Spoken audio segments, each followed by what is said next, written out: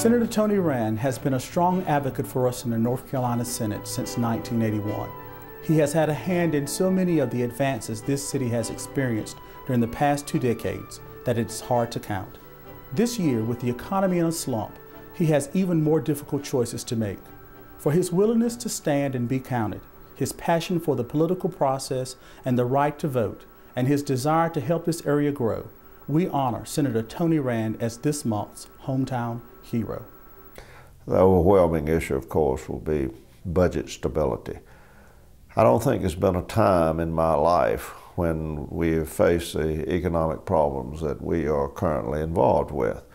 And the extent of the shortfall may well exceed $2 billion. That's with a B. 10% of the budget. And we haven't really seen anything like that before. We've seen deficits that approach that percentage, but the magnitude of $2 billion, I mean, that's just massive. And when you think about where we are as a state, what our budget is, 60% of our budget's education, 20% is health and human services, which is basically Medicaid and mental health. 10% is corrections, and 10% is everything else.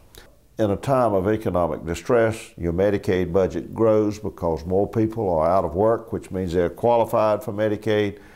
So that's going to be hard to take care of that. You won't have any wiggle room, any slide room there. Mental health, you know, our mental health system has been pretty much in crisis. I don't think there's any slide room there. We need to do more. We've messed that up, and we've been desperately trying to get it under control and straighten it out, so we need to do it there. And then you think about corrections, all the problems we've seen in the corrections, probation and parole, the pay levels of correction officers, probation officers, that's a real problem. So we're at a point where it looks like the perfect storm, where you look at it, that leaves you the education budget.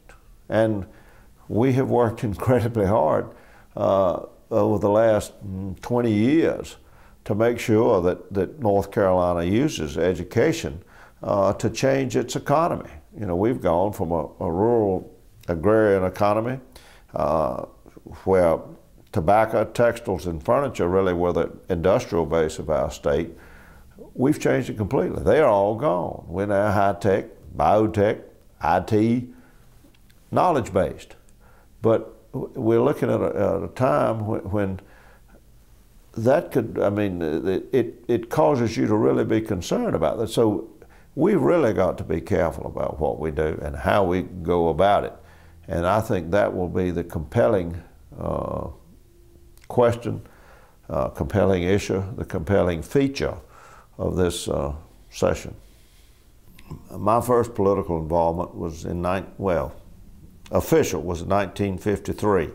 I did participate in the gubernatorial election of 1948, but I was out tearing down the other man's signs, and I'm not particularly proud of that, but I was just a small boy. I should have known better. But that was a long time ago.